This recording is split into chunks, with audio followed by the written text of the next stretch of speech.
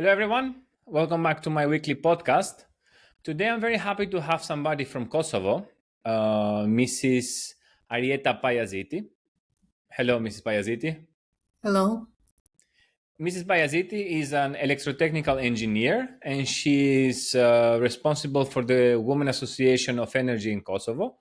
And that's what we want to talk about today, because Balkans have a lot of sun, and I would like to know how the investments go on this sector. So, Ms. Bayazidi, thank you very much for coming. And you are now podcasted. So, as I presented you a bit, could you present us yourself a little bit more?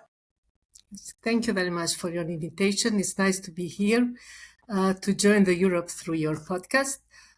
So I'm Arijeta Pajaziti Sherimi. I finished my studies, electrotechnical studies in my time, with a focus on electronics and automation. But I have joined the energy sector many years ago after the war. And currently I'm working as a SCADA EMS engineer specialist in National TSO in Kosovo, so-called KOST. In addition to this, I am leading the first, even in Kosovo, even in the region association, it's the NGO, Association of Women in Energy Sector of Kosovo, being established from 2018. But my primary work is, as I mentioned, work in the energy sector. Okay. And that's what we will focus on the podcast, because as I said, for us it's a common sense that sun is shining 360 days in our lives, comparing to the Western Balkans, which is even worse with the rain and the cloudy weather. But I have a feeling that there is not so much investment in the energy sector in the Balkans in general. And I would like to know, how is it going to Kosovo, first of all? Like, does the government invest? Do private companies invest? Or what is the atmosphere in general? Yeah, globally, these last years, there's an orientation through the renewables due to the problem of the lowering the carbon and due to the global warming, as we are experiencing every day these days, very hot summer days. And this has oriented the people working in energy sector to the energy transition. Like everywhere, globally, Europe, region, and Kosovo in particular, we have started to be oriented through the renewables to add in the existing grid, but having in mind that adding them will go together with a lot of small technical problems, small or big technical problems that the existing grid should go through. So the orientation these last years in Kosovo was to be invested in the energy efficiency and energy saving and adding new sources of generation like renewable energy, having in mind that we have a lot of sun, we have wind, not so hydro power, like other countries, our neighbors have, Albania, Serbia, or other countries. But we have to use what we have, what was given to us, to our countries, and to go through those directions. Okay. And do private households, for example, put solar panels on their roofs? Yeah, there was a lot of efforts being done on this direction. There are always some legislation problems that people can face during adding the solar panels in their houses, because there is a limitation of the power they can use. Then it was an orientation of the small companies and hotels and other businesses that are covering their roofs with solar panels, and you do use that production for their needs. But despite all, there is a new term being presented. It's a prosumer, so you can produce and consume the energy you are generating, but meantime you are pushing it in the existing grid, and later it can be we can use it later. Okay, that you can use later. Okay, and I would like to ask you, like, do you see farms like in Kosovo? And I don't know if I'm using the right word, but I think they are called the solar farms. Like, there are big plantations of solar panels. Does it exist in Kosovo? Are companies investing in it? Yes, we have already some of those, but it's first thing that we should plan. It's that the capacities should be built near the substations. So we can use the existing substation, and we can add it as a new field to the existing substation that can have enough capacity for adding a new field and use that.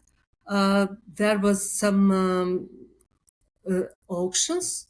The first auction have been, we have already the winner of the first solar auction that was done by the Ministry of Economy.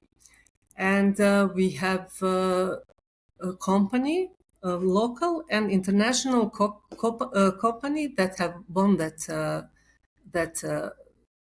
tender, auction, and they are going to implement in the future amount of the capacity for the solar panels. But we have already some others within the Kosovo, and the orientation is to add them, but always to have in mind the stability of the existing grid. And there's come a new term. There comes a term of the battery storage that we have been promised from the U.S. government through the MCC program. The battery storage to be built in the Kosovo, because they are needed to achieve the stability of the network when we add the renewables energy. Since we know that renewable energy cannot be so constant as it is the production with the coal or other sources, and there comes a problem of the stability or frequency of the grid. And it can have impact not only within the country or our domestic electricity grid, but it can have impact to the neighboring countries, since we have the interconnection lines with the neighboring countries, and it can affect even the international network. So there are some obligations that we need to fill. Those obligations, we have to have them in consideration, and every country, not only Kosovo but even countries in the region, should take in consideration those legislations. They are all being under the energy laws or the energy community treaty that the countries has signed times ago. Okay. And so, from what I understand, there is a big investment going on in Kosovo. And so, compared to the other countries around, like to the other countries of the Western Balkans, Kosovo, do you see it as a front runner or in the middle? Like, where would you place the investments that are happening? I will say it's in the middle. It's in the middle, since there have a lot of things have been done, but there are a lot of other things being planned, and we have to do it in the future. Just to plan that to be compatible with the existing generation units that we have already in our country. Okay. And do you see a good cooperation of the countries with each other, or do you see mostly competition? That the bigger countries are trying to sabotage smaller ones, or, historic facts? Yeah, there are always some political issues that we should take in consideration. We can say that those are the challenges that we are facing. we are facing a lot as a country, not only Kosovo, but other countries as well. And but when it comes to the international investments, those political issues should be overcome, because when you have a loan or you have a donation, you should use that in the maximum. And when we go back in time, in Kosovo, there was being invested a lot in energy sector after the war. But in other hand, we can say that the investors gained our trust because we have invested that we have invested that in a good way. We have expanding our network. We have followed the legislations, international legislation and national legislation. So somehow we build the trust of the investors, and things are going continuously. This time we are facing new reality, because the U.S. Aid and some other programs that have invested are already being closed in Kosovo, but there are a lot of other international programs being investing in Kosovo. We have a lot of EU support. Even for energy efficiency, there is a big project running in Kosovo for the moment. The Ministry of Economy, being responsible for the energy sector in Kosovo, have gave in the past a lot of subsidies The best, yeah. yes, to help the people with cooling and heating equipment, then very efficient domestic equipments for the houses. I was one of the households that have applied for this, and I'm saying proudly that my bill, comparing with the past, with the same house, with the same people living there, has been reduced for five times, because I'm using very efficient equipments, and I'm using the energy due to the low tariffs during the night for Okay. yeah. Which is very good. But then I would like to ask you, like, do you see maybe a European plan that solar energy or wind energy is going to be taken from southern countries toward the north, or do you think that it's going always to stay a bit localized?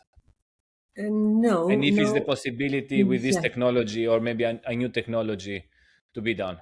Every country should make the analysis of their capacities for solar, for wind, and for hydro generation possibilities.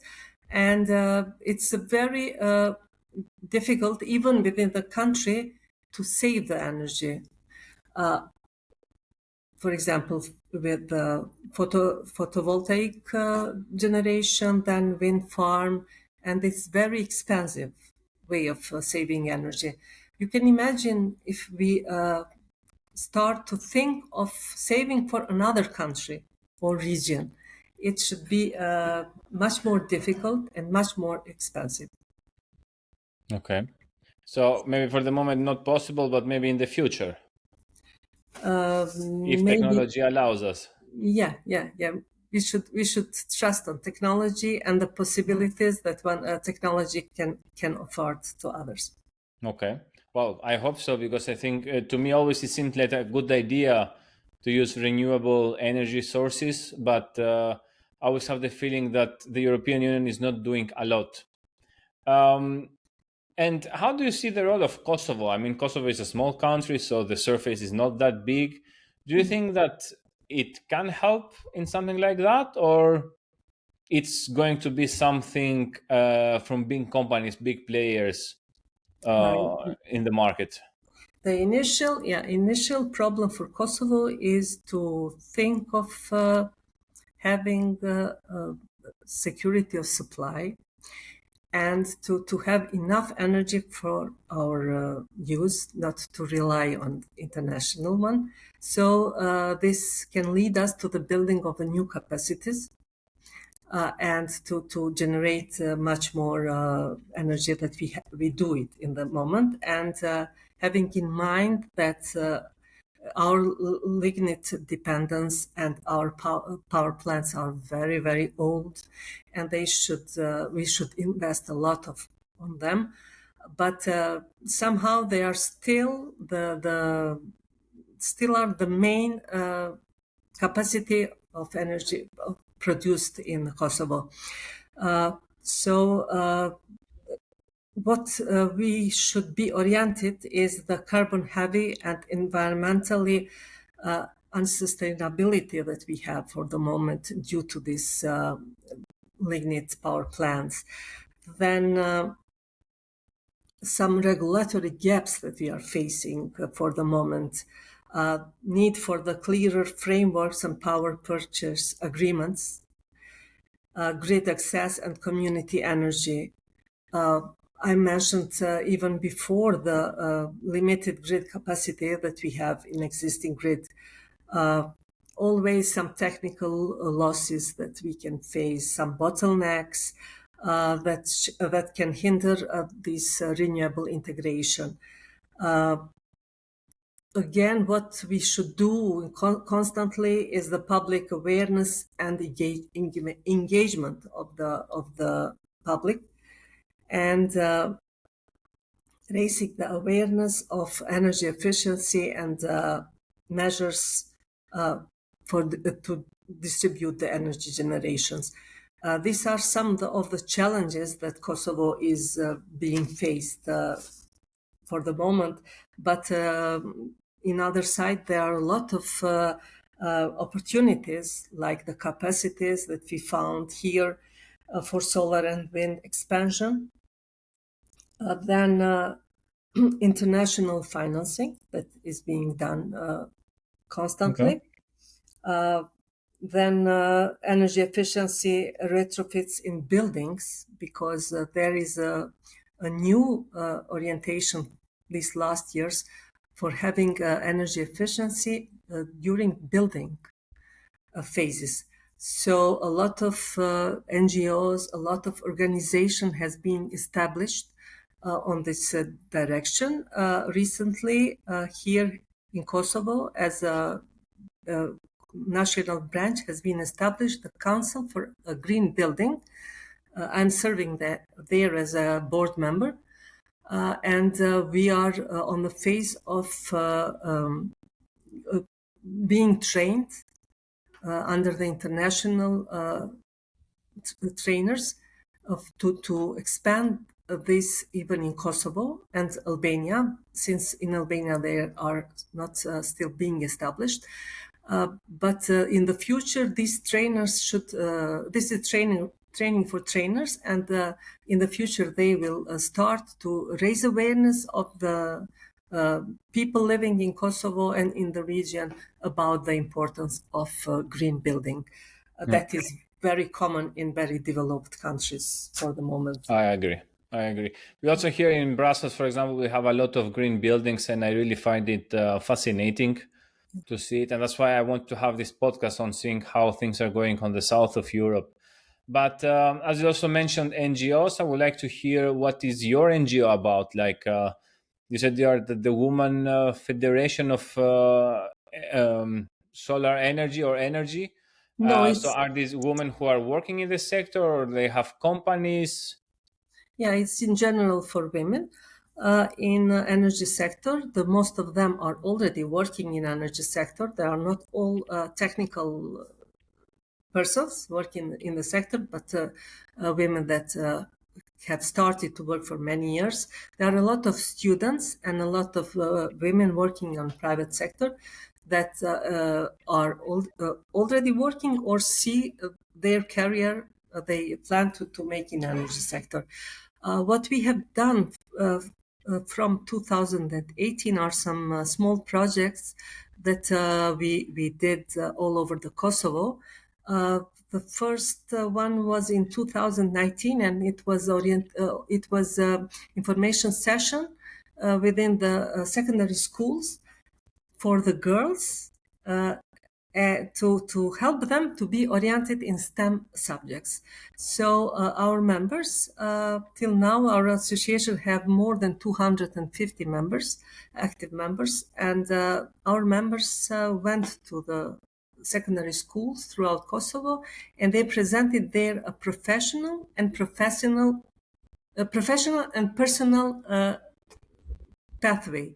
So it was like giving them role models of how the woman can be oriented in energy sector, have their professional development, being satisfied with the profession, and to serve as an example that everyone can survive in this masculine profession, like energy sector is. So sometimes we just want to say that on the time of renewable energy, what we are doing in our association, we are tending to make our own energy renewable, to have it always, to show it always, and to be an active voice for the rights of women as employers in the energy sector and as the users of energy in their homes, since the energy poverty is very closely being connected to the women. We are like leading the household, we are using the energy in our homes despite our other activities.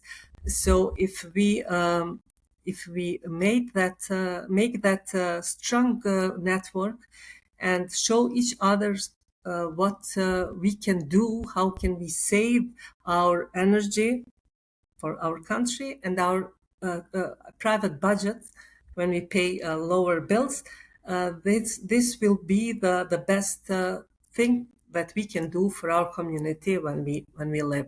So we did a lot of these women for women energy efficiency and energy saving projects. Then we had organized an international conference, Energy and Women in Pristina, being supported by 5 international programs and the Office of President of Kosovo, and a lot of other activities always being supported by international programs and being supported by our local institutions, governmental and the energy sector institutions. Okay. Well, I'm very happy to hear all the projects that you were telling us, seeing also your NGO, but also the industry behind the energy production, renewable energy production in Kosovo, because seeing such a small country having such a big steps towards, I think it's very delightful to see. So I'm really happy from what I heard from you. Thank you. I think we are giving very good examples, since we have been invited to other countries through the webinars and other participation, and we were always. It's very specific activity that we are doing, but when you start to explain people, they understand that this is what we are facing in our everyday's life. Yeah, well, very good. Keep the good work. And I would really like to thank you for coming to my podcast. It was a real pleasure to have you. Thank you very much. It was my pleasure to be here as well. And always representing my small country, but that we love very, very much. And to tell our willingness to be a part of the Europe and to learn from the best practices of the developed countries like your country, Belgium, and others are. Yeah, thank you very much. And I will try, maybe with some comments that I have, to bring you closer to the European institutions. But it was really a big pleasure, and I was really happy to hear all this. So once again, thank you very much for coming. And to all of you, thank you very much for watching my podcast.